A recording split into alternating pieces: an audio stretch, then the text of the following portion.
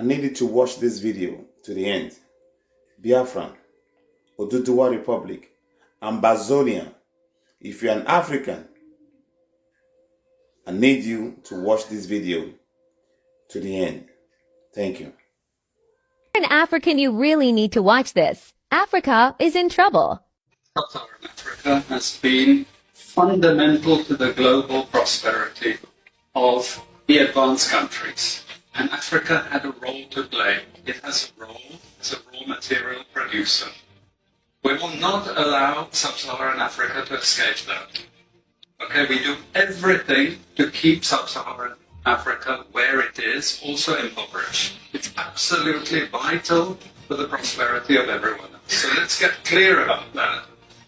Okay, and this means all the economic structures, all the global institutions, and the economics we teach everyone is all designed to keep Africa exactly where it is. And whether it is Europe or US or now China, it's always the same. We need Africa to be impoverished because we need those raw materials and we need them dirt cheap. Okay, so that's the message. It doesn't mean to say that there's nothing Africans can do. Of course there is. This is what it's about. Because if Africa does do something different, I assure you living standards of all those in Europe and North America and Asia is going to fall. Okay? And that is a big price to pay. I assure you that the West is not going to allow that without a big fight. Okay, so the job of many Western academics is to convince Africans they have to keep doing what they're doing. Okay? And to show them it's your fault that you're poor. It's not our fault. It's your fault that you're poor. You know, so this is what we do in academic institutions. We know the basic forces that have caused this underdevelopment. We know it's colonization. We cannot afford to allow Africa to industrialize and start producing manufactures. Okay, so we will do everything to stop that. And I'm going to show you how we actually block that. We had East Asian rapid industrialization processes. So in the earlier period, we had Japan and Korea and Taiwan.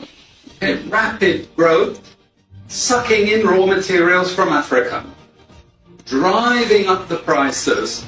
After those countries finished industrialization, then Sub-Saharan African growth rate again fell. Sub-Saharan Africa is condemned to this role, just the supplier of raw materials, not a manufacturer. The currencies are collapsing of these countries, and many of them are Sub-Saharan African countries.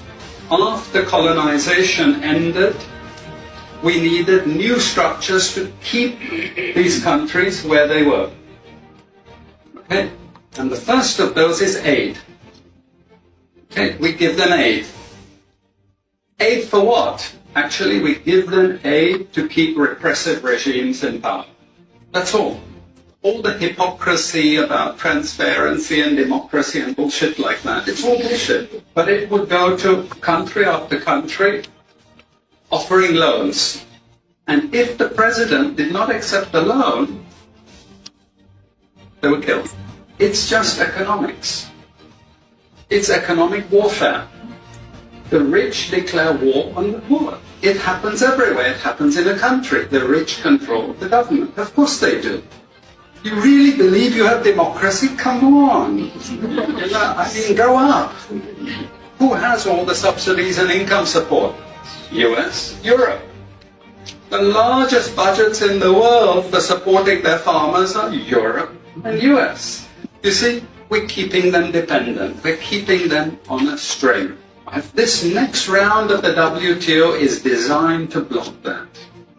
To block anyone else getting on top of the ladder.